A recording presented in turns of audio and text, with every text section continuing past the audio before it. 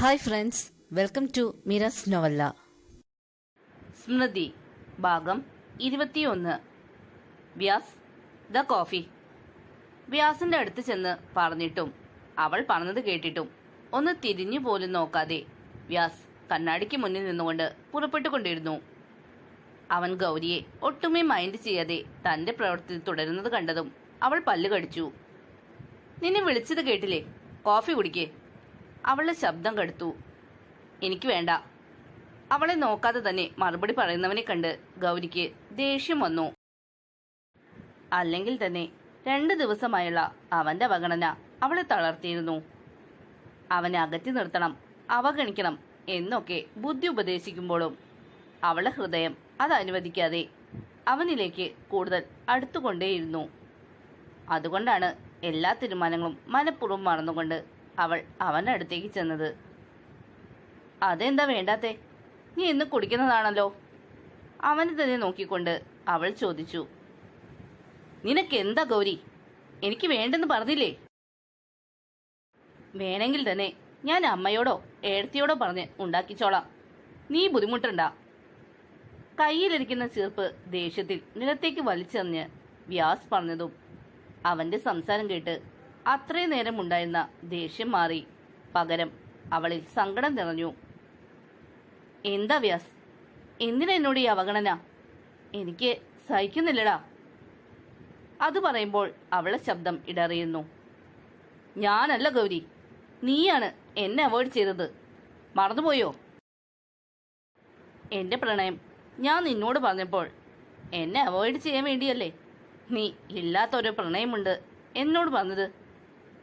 അവളുടെ നിറഞ്ഞ കണ്ണുകളും ക്ഷീണം ബാധിച്ച മുഖം കണ്ട് ചങ്കു പിടഞ്ഞെങ്കിലും അവൾക്ക് മുന്നിൽ ദേഷ്യത്തോടെ അവൻ നിന്നു. അവന് വാശിയായിരുന്നു. എന്തുകൊണ്ടാണ് ഗൗരി തന്റെ ജീവിതത്തിലേക്ക് കടന്നു വരാൻ മടിക്കുന്നത് എന്ന് അവൻ അറിയണമെന്ന്. നിനക്ക് എന്റെ ജീവിതത്തിലേക്ക് വരുന്നത് ഇഷ്ടമില്ലാത്തത് കൊണ്ടല്ലേ അങ്ങനെ ഒരു നുണ നീ എന്റെ മുഖത്ത് നോക്കി പറഞ്ഞത്? അവളുടെ മുഖഭാവങ്ങൾ വീക്ഷിച്ചുകൊണ്ട് അവൻ പറഞ്ഞു. വ്യാസ് തന്നെ തെറ്റിദ്ധരിച്ചു എന്ന് ഗൗരിക്ക് മനസ്സിലായി. എന്നാൽ അങ്ങനെ പറയാനുള്ള കാരണം അത് അവനോട് എങ്ങനെ പറയുമെന്ന് ആലോചിച്ചവൾ കുഴങ്ങി. കഴിഞ്ഞ കാലമൊന്നും ഓർമ്മയില്ലാത്ത അവനോട് ഗീതുവിന് തന്നോടുണ്ടായിരുന്ന ഇഷ്ടക്കുറവും അവരുടെ ജീവിതത്തിൽ നിന്നും തന്നെ അകറ്റുവാൻ നോക്കിയതും ഒന്നും പറഞ്ഞാൽ മനസ്സിലാകാൻ പറ്റില്ലെന്ന് വരില്ല. അവനെ ഒഴിവാക്കുവാൻ വേണ്ടി നുണ പറയുകയാണെന്നേ കരുതൂ. ഇനി കൂടുതൽ ആലോചിച്ച് ബുദ്ധിമുട്ടുണ്ട് ഗൗരി. ഇനി എൻ്റെ ജീവിതത്തിലേക്ക് നിന്നെ ഞാൻ ബുദ്ധിമുട്ടിക്കില്ല. നിന്റെ ഇഷ്ടത്തിന് നിനക്ക് ഇഷ്ടമുള്ള ഒരാളെ കല്യാണം കഴിച്ച് സുഖമായി ജീവിച്ചോളൂ. എന്നെയും എൻ്റെ മോനെയും പൂർണ്ണ മനസ്സോടെ സ്വീകരിക്കാൻ തയ്യാറുള്ള ഒരാളെ ഞാൻ കണ്ടുപിടിച്ചിട്ടുണ്ട്. എത്രയും പെട്ടെന്ന് ഞങ്ങളുടെ വിവാഹമുണ്ടാവും.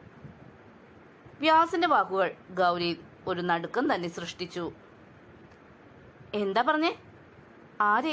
ആര് കണ്ടുപിടിച്ച കാര്യമാ പറയുന്നേ? കേട്ടത് വിശ്വസിക്കാനാവാതെ അവൾ ചോദിച്ചതും അവന് ദേഷ്യം വന്നു. നിനക്കെന്താ ചെവി കേൾക്കില്ലേ?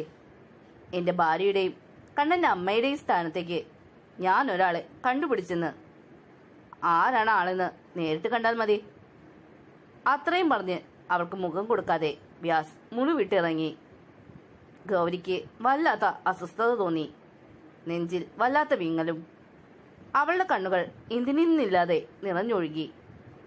കണ്ണൻ്റെ അമ്മയുടെ സ്ഥാനത്തേക്ക് തനിക്ക് പകരം മറ്റൊരാളെ കണ്ടുപിടിക്കണം എന്ന് വിചാരിച്ചിരുന്നെങ്കിലും അത് വ്യാസിന്റെ നാക്കിൽ നിന്നും കേട്ടപ്പോൾ എന്തുകൊണ്ടോ അവൾക്ക് സഹിക്കാൻ പറ്റിയില്ല. അവന്റെ ജീവിതത്തിലേക്ക് കടന്നു ചെല്ലില്ല എന്ന് മനസ്സാലെ തീരുമാനമെടുത്തിട്ടും മറ്റൊരാൾ ആ ജീവിതത്തിലേക്ക് കടന്നു വരുന്നു എന്ന വാർത്ത അവളെ ആകെ തകർത്തു കളഞ്ഞു. എത്രയൊക്കെ അടക്കി വയ്ക്കാൻ ശ്രമിച്ചിട്ടും അവളുടെ തേങ്ങലിന്റെ ശബ്ദം പുറത്തേക്ക് വന്നു. ഒരു ചുമരിനപ്പുറം അത് കേട്ടു നിന്ന വ്യാസിന്റെ ചുണ്ടിൽ അപ്പോൾ നിറഞ്ഞ പുഞ്ചിരി ഉണ്ടായിരുന്നു. തേടിയതെന്തോ കണ്ടു കിട്ടിയ പോൽ ഉണ്ടാകുന്നത് പോലെ. അന്നത്തെ ദിവസം മുഴുവൻ അവൾ എല്ലാവരിൽ നിന്നും ഒഴിഞ്ഞു മാറി നടന്നു. കാര്യം അറിയാവുന്നത് കൊണ്ട് തന്നെ ആരും ഒന്ന് ചോദിക്കാനും പോയില്ല. ലച്ചു മാത്രം ഒന്നും അറിയാത്തതിനാൽ അവളെ പുറകെ നടന്നെങ്കിലും ഗൗരി ഒന്നും തുറന്നു പറഞ്ഞില്ല. കോളിംഗ് ബെൽ നിർത്താതെ അടിക്കുന്ന ശബ്ദം കേട്ട് ഗൗരി അടുക്കളയിൽ നിന്നും നടന്നു വന്ന് വാതിൽ തുറന്നു. മുന്നിൽ നിൽക്കുന്ന ആളെ കണ്ടതും അവളുടെ മുഖം കടുത്തു. ഇറുകിയ ജീൻസ് പാൻറ്റും അതിനേക്കാൾ ഇറുകിയ ബനിയനുമിട്ട്, മുഖം മുഴുവൻ പുട്ടിയിട്ട്, ഹൈ ഹീൽസും ചുണ്ടിൽ ഒരു കൊട്ടയ്ക്ക് ലിപ്സ്റ്റിക്കും ഇട്ട്, തോളറ്റമുള്ള കനം കുറഞ്ഞ മുടി കളറും ചെയ്ത്, ഒരു കയ്യിൽ ട്രോളി ബാഗും മറു കയ്യിൽ ഫോണും പിടിച്ചു നിൽക്കുന്നവളെ കണ്ടതും ആരായിരിക്കുമെന്ന സംശയം ഗൗരിക്കുണ്ടായി. ആരാ? ഗൗരവത്തിൽ തന്നെ അവൾ ചോദിച്ചു. ഗൗരിയുടെ ചോദ്യം കേട്ടതും ഫോണിൽ നിന്നും തല ഉയർത്തി വന്നവൾ അവളെ നോക്കി. ബേബി. വന്നവൾ വിളിച്ചതും കിളി പോയ പോലെ ഗൗരി കണ്ണു മിഴിച്ചു നിന്നു. എന്ത്? താൻ ആരാ? ആരെ കാണണ്ടേ? അവളെ രൂപവും ഭാവവും കണ്ട് സഹിക്ക വയ്യാതെ ഒറ്റ ശ്വാസത്തിൽ ഗൗരി ചോദിച്ചു. എന്നാൽ അവളെ ഞെട്ടിച്ചുകൊണ്ട് വന്നവൾ ഗൗരിയെ തള്ളി മാറ്റി അകത്തേക്ക് ഓടിക്കയറി. നടന്നത് എന്താണെന്ന് ബോധം വന്ന് തിരിഞ്ഞു നോക്കിയ ഗൗരി കണ്ടത് വ്യാസിനെ ഇറുക്കെ കെട്ടിപ്പിടിച്ച് അവന്റെ കവളിൽ ചുംബിക്കുന്ന പുട്ടിഭൂതത്തിനെയാണ്. എന്തോ അത് കണ്ടതും അവൾക്ക് വല്ലാത്ത അസ്വസ്ഥതയും ദേഷ്യവും വന്നു. തോളിൽ ആരുടെയോ സ്പർശമറിഞ്ഞതും ഗൗരി തിരിഞ്ഞു നോക്കി. വായും പൊളിച്ച് നോക്കി നിൽക്കുന്ന ലച്ചുവിനെ കണ്ടതും വ്യാസിനോടുള്ള ദേഷ്യം മുഴുവൻ അവൾ ലച്ചുവിന്റെ കയ്യിൽ നഖം അമർത്തിയിറക്കി തീർത്തു. പെട്ടെന്നുള്ള ഗൗരിയുടെ പ്രവൃത്തിയിൽ വേദന കൊണ്ട് അവൾ അലറി വിളിച്ച് കരഞ്ഞുപോയി. ശബ്ദം കേട്ട് അകത്തു നിന്നും എല്ലാവരും ഹാളിലെത്തി. വന്ന പെണ്ണിനെ കണ്ടതും എല്ലാവരുടെയും മുഖം സന്തോഷത്താൽ വിടർന്നു. റൂമിൽ നിന്നും വന്ന രോഹിത് ഓടിച്ചെന്ന് വ്യാസിനെ കെട്ടിപ്പിടിച്ചു നിൽക്കുന്നവളെ പുറകിൽ നിന്നും കെട്ടിപ്പിടിച്ചു. അത് കണ്ട് അത്രയും നേരം കിളി പോയി നിന്നിരുന്ന ലച്ചുവിന്റെ മുഖം ദേഷ്യത്താൽ മുറുകി. ഏതാടി ഈ പൊട്ടിഭൂതം? ഗൗരിക്ക് മാത്രം കേൾക്കാൻ പാകത്തിന് ലച്ചു ചോദിച്ചു. അറിയില്ല, പക്ഷെ എന്തോ അവളുടെ പെരുമാറ്റം എന്നെ വല്ലാതെ അസ്വസ്ഥയാക്കുന്നുണ്ട്. വ്യാസിനെ കെട്ടിപ്പുണർന്നു നിൽക്കുന്നവളെ നോക്കി ഗൗരി പറഞ്ഞു. എന്നെയും. അവർക്കൊപ്പം നിൽക്കുന്ന രോഹിത്തിനെ നോക്കി ലച്ചുവും യാന്ത്രികമായി പറഞ്ഞു. I miss you so much Varsha. അത് പറയുമ്പോഴും വ്യാസിന്റെ കണ്ണുകൾ തങ്ങളെ ദേഷ്യത്താൽ നോക്കി നിൽക്കുന്ന ഗൗരിയിലായിരുന്നു. I miss you too baby. അതും പറഞ്ഞ് അവന്റെ കവളിൽ അവൾ ഒന്നുകൂടി ഉമ്മ വെച്ചു. എന്തോ വീണുടയുന്ന ശബ്ദം കേട്ട് വർഷ ഞെട്ടി വ്യാസിൽ നിന്നും മാറി നിന്നു. നിലത്ത് പൊട്ടിക്കിടക്കുന്ന ചില്ല് ഗ്ലാസ് കണ്ടതും മറ്റാർക്കൊന്നും മനസ്സിലായില്ലെങ്കിലും വ്യാസിന് മാത്രം സംഭവം പിടികിട്ടി. രോഹിത്തിന്റെ നോട്ടം ലച്ചുവിലെത്തിയതും അവളുടെ ഭാവം കണ്ട് പകച്ചുപോയി. ഇവൾക്കിത് എന്താ പറ്റിയേ? ഭദ്രകാളി തുള്ളി നിൽക്കുന്നുണ്ടല്ലോ. ആരോടൊന്നില്ലാതെ രോഹിത് പറഞ്ഞതും വർഷയും അവളെ നോക്കി. എന്തോ മനസ്സിലായതുപോലെ ഒരു പുഞ്ചിരി അവളിലുണ്ടായി. ലച്ചു, ഗൗരി, ഇതാണ് വർഷ. ഞങ്ങളുടെ ഫാമിലി ഫ്രണ്ട് മുരളി അങ്കിളിന്റെ മോളാണ്. വേദ് പരിചയപ്പെടുത്തിയതും ലച്ചുവും ഗൗരിയും തീരെ തെളിച്ചമില്ലാത്ത ഒരു ചിരി വർഷയ്ക്ക് സമ്മാനിച്ചു. എന്നാൽ അവൾ അവരെ കെട്ടിപ്പിടിച്ചു തന്നെ പരിചയപ്പെട്ടു. അവളുടെ പ്രവൃത്തിയിൽ രണ്ടുപേരും ഞെട്ടി നിന്നു. വ്യാസ്, എന്റെ മോനെവിടെ? വർഷയുടെ ചോദ്യം കേട്ടതും എല്ലാവരും മനസ്സിലാവാതെ അവളെ നോക്കി. കണ്ണൻ എവിടെ എന്നാ ചോദിച്ചത്? ഇനി അവൻ എന്റെ മോനല്ലേ? നിറഞ്ഞ പുഞ്ചിരിയോടെ അവൾ ചോദിച്ചതും എല്ലാവരുടെ മുഖത്തും സന്തോഷം നിറയുന്നത് ഹൃദയവേദനയോടെ ഗൗരി കണ്ടുനിന്നു. അത് കേട്ടതും ഗൗരിക്ക് തന്റെ ശരീരം തളരുന്നത് പോലെ തോന്നി. കണ്ണനിൽ വേറൊരാൾ അവകാശം പറയുന്നത് അംഗീകരിക്കുവാൻ അവൾക്ക് സാധിച്ചില്ല. ഒപ്പം അവൾ പറഞ്ഞത് അംഗീകരിച്ച പോലുള്ള എല്ലാവരുടെയും നിൽപ്പും. കണ്ണനെ തന്നിൽ നിന്നും അകറ്റാൻ ഇവരാർക്കും ഒരു വിഷവുമില്ലേ എന്നവൾ ഓർത്തുപോയി.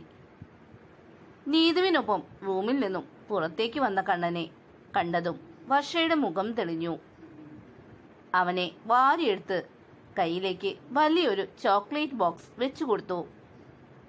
എന്തുകൊണ്ടോ പിന്നെ അവിടെ നിൽക്കാൻ ഗൗരിക്ക് തോന്നിയില്ല. ചായ എടുക്കാമെന്ന് പറഞ്ഞ് അവൾ അടുക്കളയിലേക്ക് നടന്നു. അവൾക്കൊപ്പം രോഹിത്തിനെ നോക്കി പേടിപ്പിച്ചുകൊണ്ട് ലച്ചുവും നടന്നു. അവർ പോയെന്നുറപ്പിച്ച് അവിടെയുള്ളവർ പരസ്പരം നോക്കി ചിരിച്ചു. ആരവൾ? എന്ത് അധികാരത്തിലാ അവളാണ് കണ്ണന്റെ അമ്മ എന്ന് പറയുന്നത്? ദേഷ്യം വന്ന് ലജ്ജ ചോദിച്ചതും ഗൗരി വ്യാസ് രാവിലെ അവളോട് പറഞ്ഞ കാര്യങ്ങളെല്ലാം പറഞ്ഞു. ഇവളെയാണോ വ്യാസ് കണ്ടുപിടിച്ചിരിക്കുന്നേ? എനിക്കെന്തോ അവളെ ഇഷ്ടപ്പെട്ടില്ല. ലച്ചുവിന് മറുപടി കൊടുക്കാതെ ഗൗരി പണികളിലേക്ക് തിരിഞ്ഞു. അവളുടെ മനസ്സും അസ്വസ്ഥമായിരുന്നു. നിന്റെ പെണ്ണിന് എന്നെ ഒട്ടും പിടിച്ചില്ലെന്ന് തോന്നുന്നു.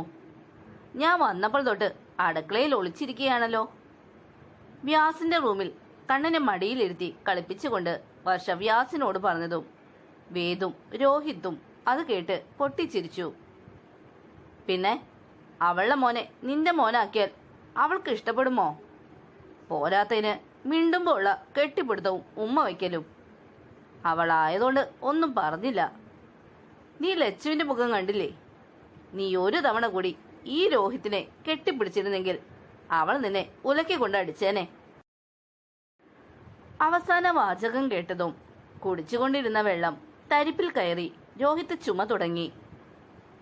നീ എന്താ ഈ പറയണേ? ഇവൾ എന്നെ കെട്ടിപ്പിടിച്ചാൽ അവൾക്കെന്താ? ചുമ ഒന്ന് നിന്നതും രോഹിത് വ്യാസിനോട് ചോദിച്ചു. അതിന് മറുപടി ഞാൻ പറയാം. അവൾക്കേ നിന്നോട് പ്രേമമാണടാ. അത് നീ ഉറപ്പിച്ചോ? നിന്നെയും എന്നെയും അടുത്ത് കണ്ടപ്പോൾ സ്ത്രീ സഹജമായ കുശുമ്പ് അവളുടെ കണ്ണിൽ ഞാൻ കണ്ടതാ. സത്യം? കേട്ടത് വിശ്വസിക്കാനാവാതെ അവൻ ചോദിച്ചു.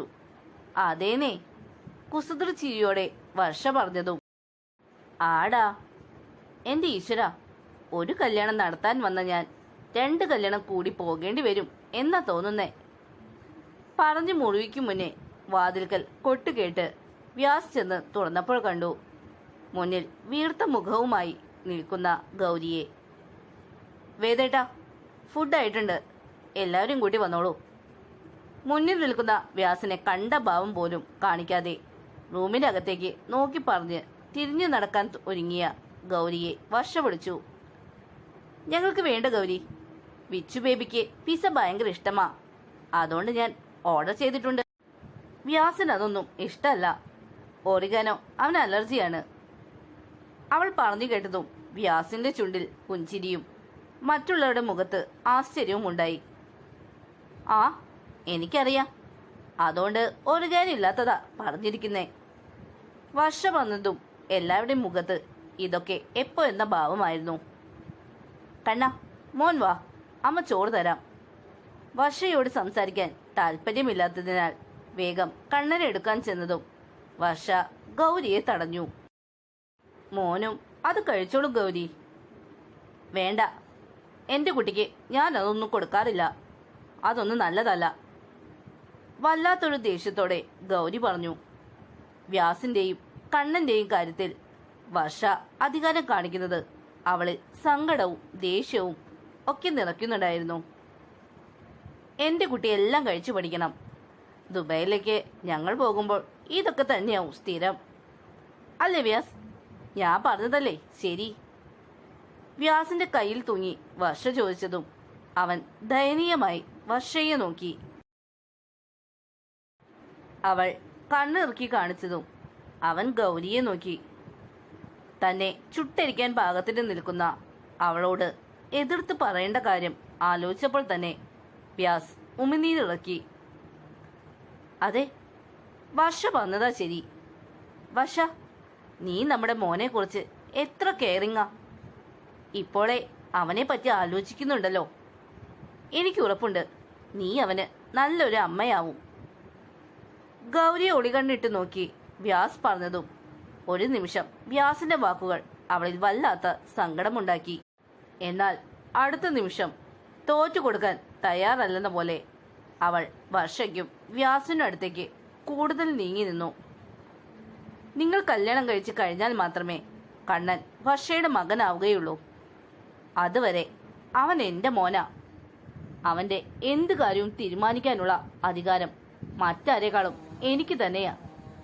കാരണം ജനിച്ച ദിവസങ്ങൾ മാത്രം ഉള്ളപ്പോൾ തൊട്ട് ഈ നെഞ്ചിലെ ചൂട് പകർന്ന ഞാൻ അവനെ വളർത്തിയത്.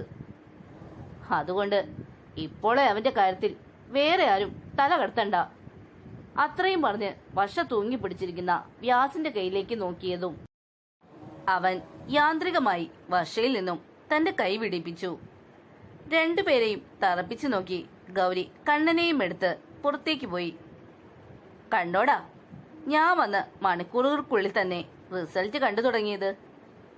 അവൾക്ക് കഴിയില്ലടാ നിന്റെയും കണ്ണന്റെയും ജീവിതത്തിൽ വേറെ ഒരു പെണ്ണിനെ സങ്കല്പിക്കാൻ പോലും. വർഷ പറഞ്ഞതും വ്യാസ് അവളെ നോക്കി. പക്ഷേ അവൾ പറഞ്ഞല്ലോ, നമ്മുടെ കല്യാണം കഴിഞ്ഞാൽ നീ അവന്റെ അമ്മയാകുമെന്ന്. ചെറിയൊരു സങ്കടത്തോടെ വ്യാസ് ചോദിച്ചു. താൻ വർഷയെ സപ്പോർട്ട് ചെയ്ത് സംസാരിക്കുമ്പോഴെങ്കിലും അവൾ തങ്ങളെ വിട്ടു തരില്ല എന്നും താനും മോനും അവളെ സ്വന്തമാണെന്ന് പറയുമെന്ന് അവൻ കരുതി. ഡോണ്ട് വെറി മാൻ, അവളായി തന്നെ നമ്മുടെ കല്യാണം മുടക്കും, നീ നോക്കിക്കോ. വല്ലാത്തൊരു ഉറപ്പോടെ വർഷ പറഞ്ഞതും വ്യാസിന്റെയും രോഹിത്തിന്റെയും വേദിന്റെയും കണ്ണുകൾ വിടർന്നു.